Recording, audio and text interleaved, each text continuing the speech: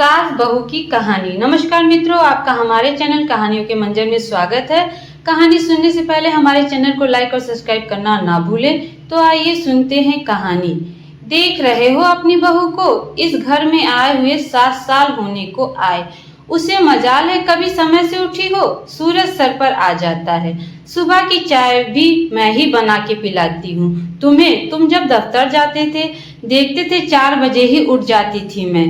बच्चे स्कूल जाते थे तो समय से पहले ही उनका खाने का डब्बा तैयार कर देती थी। ये महारानी तो अपने पति मेरे पूत को भी बिना खाना दिए ही भेज देती है, वो भी जोरू का गुलाम है। मजाल है कभी डांटा हो उसने अपनी पत्नी को, तुम होते तो मेरी खाल उतार देते। हाँ नहीं तो आजकल की बहुएं सर चढ़ गई हैं, कोई देसी पकवान नहीं बनाती, पूरे दिन फोन से चिपकी रहती हैं। आज तक मेरे पांव ना दबाए इसने, चाहे इसके सामने कितने भी पैर पकड़े रोती रहूं। मैं थी तुम्हारी अम्मा के घंटों तेल से मालिश करती, जब तक हाथ भर भर आशीर्वाद ना दे देती तब तक ना उठती, चाहे कितनी भी थकी हूँ।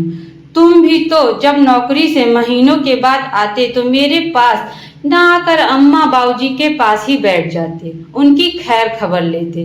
दूसरी तरफ तुम्हारा लाल अपनी जोरू के पास ही जाता है आते ही। मन तो कर रहा है मेरा साझा करे।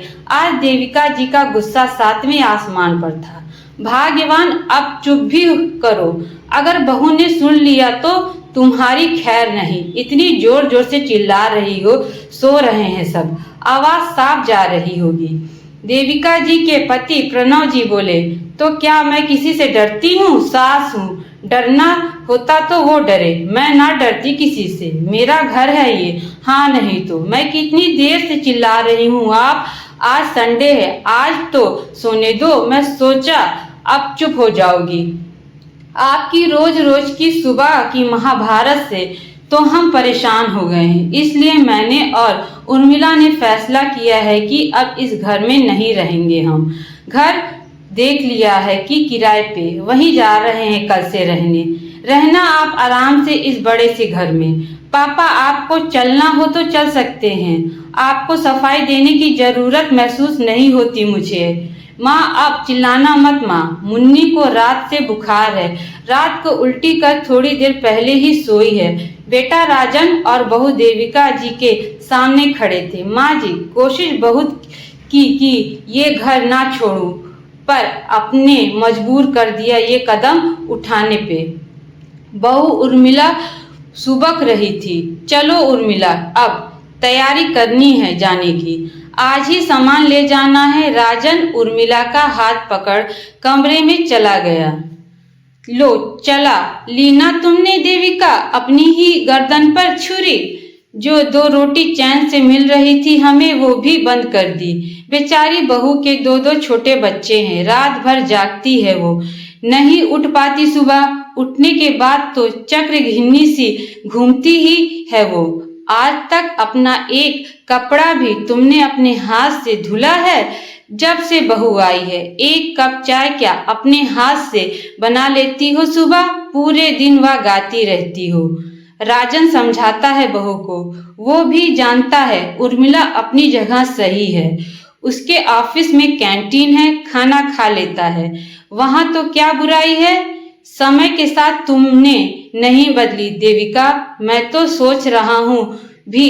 प्रणव जी पत्नी से बोले जा रहे थे, तो क्या आप भी मुझे छोड़ के बहू बेटे के साथ चले जाएंगे?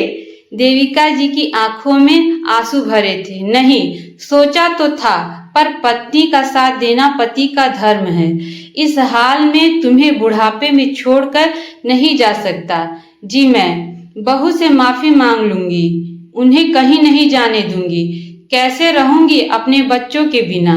पहले ही समझा देते मुझे। आप ये बात दरवाजे के पीछे खड़े बहू बेटे देविका जी से आकर चिपक गए।